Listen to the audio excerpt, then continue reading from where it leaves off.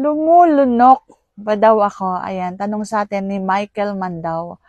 Alam ko, nakapag-vlog na ako related sa ganitong topic kung lumulunok ako.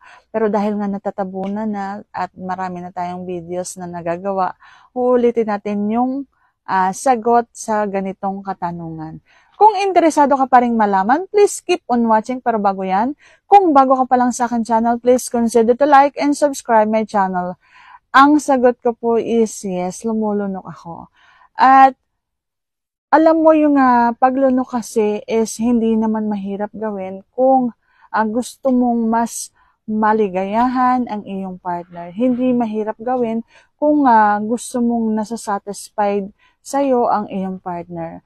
At saka kapag lulunok ka, dapat handa ka. Kasi hindi yan matamis, hindi yan masarap na lasa. Yan ay may kakaibang lasa at kung ikaw ay baguhan sa ganyang larangan, maaari kang masuka kung hindi matibay ang iyong sikmura. Kaya kung hindi matibay ang iyong sikmura, kailangan napag-isipan mo ng mabuti ng maraming beses na gusto mong gawin para maligayahan ng iyong partner. Ganon din naman sa babae. May kakaiba din yan lasa, kaya dapat handa din ang mga lalaki kung ano yung malalasahan nila kapag nilabasan na ng gata ang isang babae. So ganon.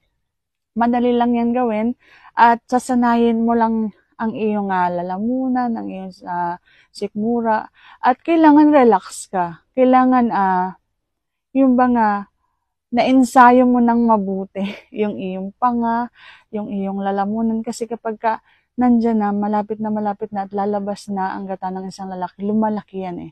Malaking malaki, akala may punong-puno yung bibig mo. Yung mga ugat ramdam na ramdam mong naglalakihan sa bibig mo. And ayun, boom, pumutok na.